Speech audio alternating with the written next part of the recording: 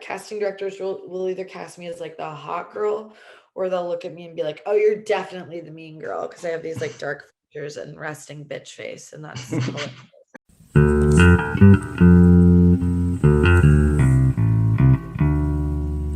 Wow, fuck yeah. I mean, that's so great. Like, because you just gave yourself like your own agency. And they always say that in school, right? They're always like, oh, you have to create your own work. You have to create your own work. And you're sitting there as a student, like, okay, how am I going to do that when filmmaking takes so many moving parts and so much money? And then all of a sudden you do it and you're like, oh my God, wow, I'm capable of so much more than I ever thought. It's so cool. I actually made my first short film before I went into film school. And I think Oh, wow, really? yeah, I think that's the best way of doing it, because I felt when I went to film school, I stopped watching movies. Like I couldn't enjoy it because you like see Because you're always things. working.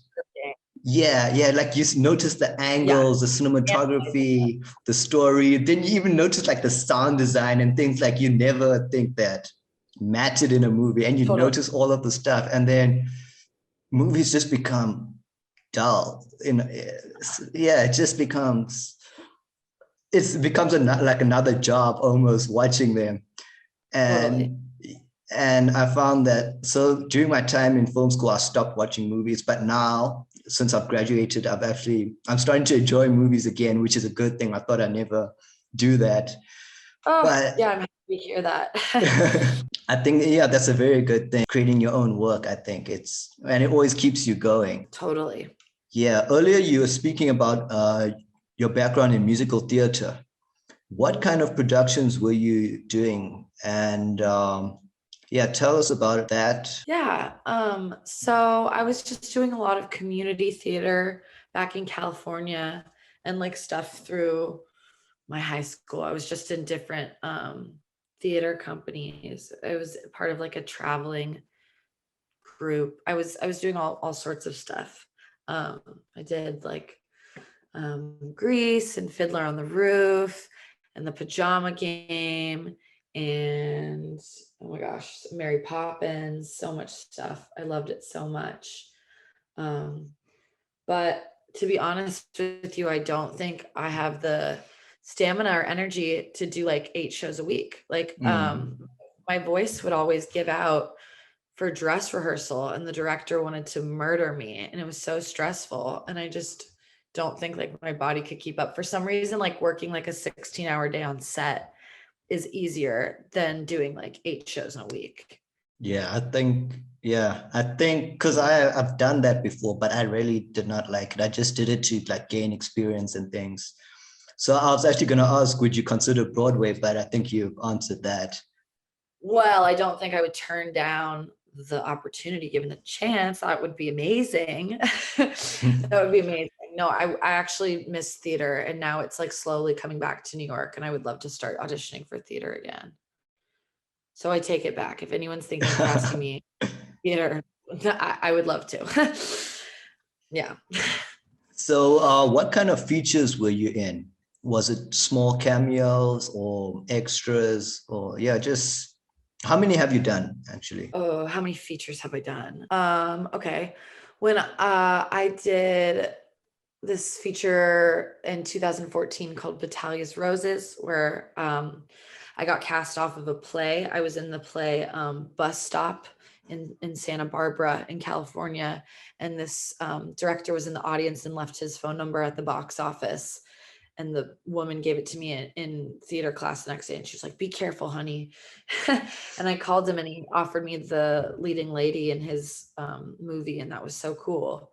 So I did that. And then I did this movie in New York called Daddy, which came out in 2018. I had a very small role in that. And then I did this movie called Inner City Rats in New York. And then, I'm in this movie. I just did a scene in this movie. I don't think I can talk about it yet. So like 4 features and then a handful of shorts, but they've all been like very independent. Daddy got into like some LGBTQ film festivals, which was very cool. But nothing major. And then I've done like some small extra work and things. Like I played a porn star on The Deuce, which was fun. Oh, The Deuce. But nothing What's the first season? Which season were you on? to work on the first season, and then I was a porn star in the last episode. And I think I ended up on the cutting room floor, because I remember I like had my friend over and I was like, yeah, I'm in this. And then we played it and we laughed because I think all you could see was like my back, but I got paid well. Yeah, that's something. So that's what you meant in the movie as a reference. You're like the porn star in HBO. Mm-hmm. Yeah. The typecasting for modeling makes like a crossover into acting because of like the certain look that I have. I usually get cast as either just like hot girl, prostitute, or porn star. And there's nothing wrong with those roles. They're so great. But you know, I want to be able to like be more. Or a lot of times, yeah, casting directors will either cast me as like the hot girl, or they'll look at me and be like, oh, you're definitely the mean girl, because I have these like dark features and resting bitch face, and that's hilarious to me. But yeah. So what would be your dream role? Ooh, wow. That is such a freaking fun question. Oh man. I mean, I want to be able to do anything and everything, but I don't know. One of my favorite movies is Charlie Kaufman's and Michelle Gondry's Eternal Sunshine of the Spotless Mind. Oh yeah. And Kate Winslet is like she's been my favorite actress since forever. And I love her as Clementine Krasinski, although the Manic Pixie Dream role thing is kind of over, which is good. But I don't know. I think I just want to play like, if I could make a living doing just independent films that really mean something and are wonderful, I would love to do that.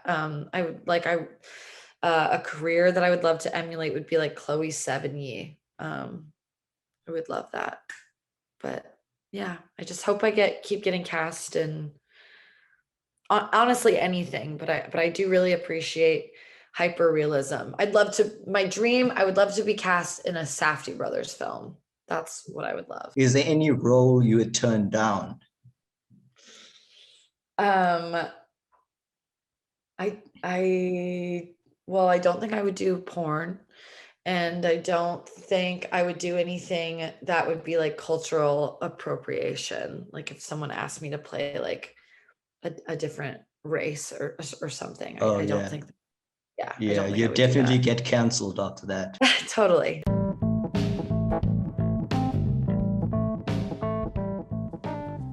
Catch full episodes of Enter the Muse on Spotify, Anchor FM, and Apple Podcasts. Enter the Muse on Spotify, Anchor FM,